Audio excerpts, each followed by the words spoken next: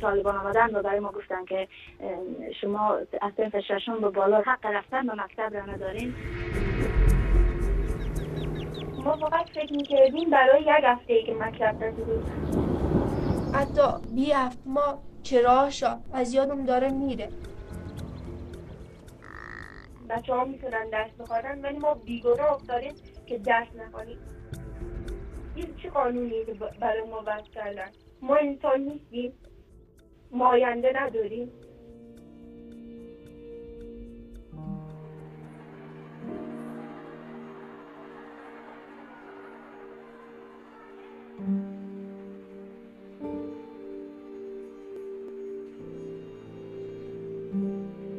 من انیسه شریفی هستم از ولایت روز، متعلم صنف دوم، 15 سالمه.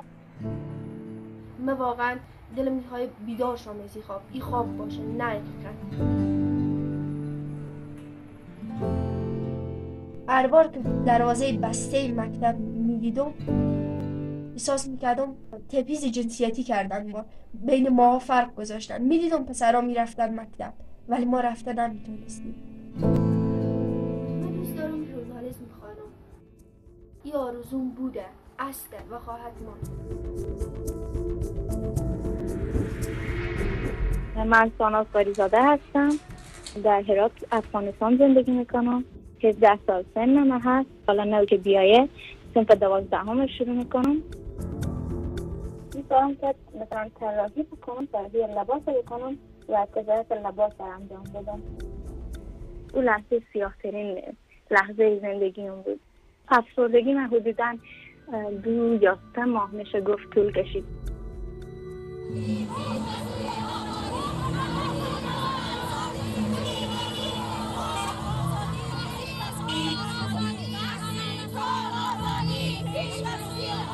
کامرا آف کن.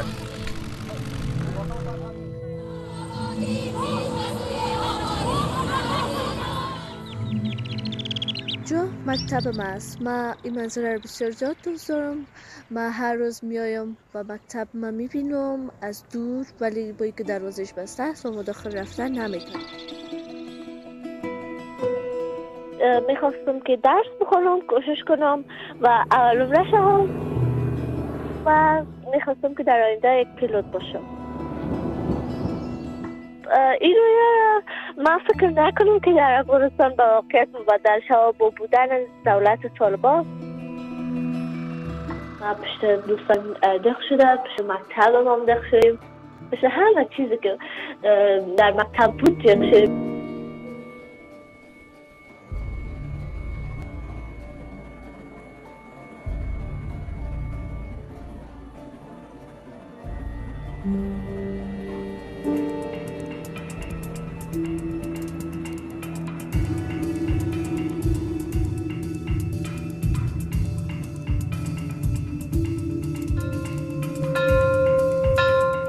مکاتب شروع شده دوباره به مکتب برمیگردی، ولی این نمیتونه مژده باشه، چون این حق مایه. حق نمیتونه مژده باشه.